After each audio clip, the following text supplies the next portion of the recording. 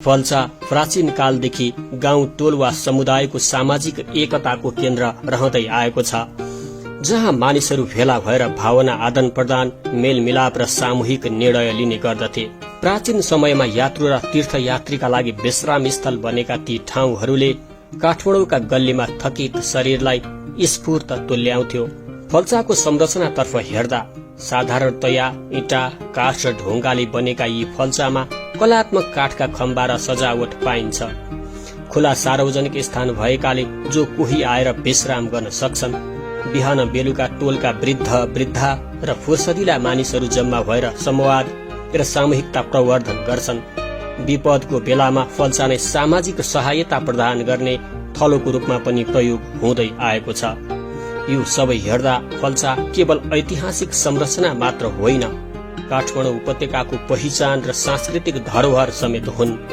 अतः तिनको संरक्षण, पुनः प्रयोग र प्रवर्धन आजको आधुनिक विकासको दौडमा पनि अपरिहार्य छ। त्यसैले काठमाडौँ महानगरपालिकाले विभिन्न सड़क खण्डमा बस बिसौनी, फल्सा निर्माण कार्य निरन्तर गर्दै आइरहेको छ।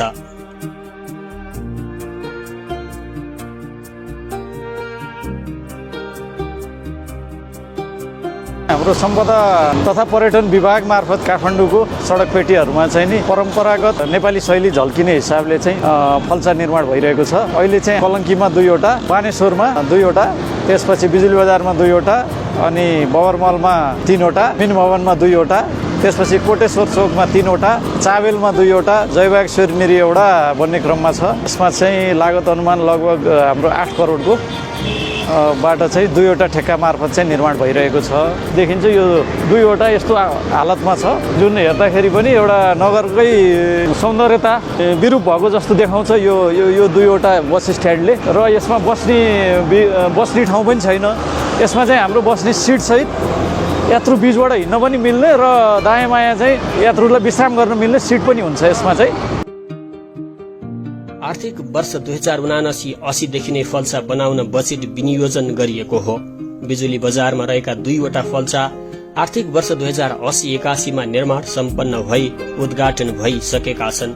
माघ 2081 मा जारी कार्यादेश अनुसार थप 24वटा फल्सा निर्माणको तयारी भइरहेको छ, जसमध्ये 8वटाको निर्माण भइसकेको र ती माघ 2082 भित्र सम्पन्न हुने जानकारी दिन चाहन्छौ। कंक्रिटाइजेसनको दौडमा पनि पुरानो काठमाडौँको सभ्यता झल्काउने झिगटीको छानो, थाम लगायतका कलात्मक भागहरू बुट्टेदार अग्राहको काठबाट बनाउन थालिएको छ। अपाङ्गता मैत्री पूर्वाधारले सबैलाई सहज पहुँच सुनिश्चितता गरेको छ। यस्ता कार्यले काठमाडौँको मौलिक संस्कृतिलाई उजागर गर्न मद्दत पुगेको छ।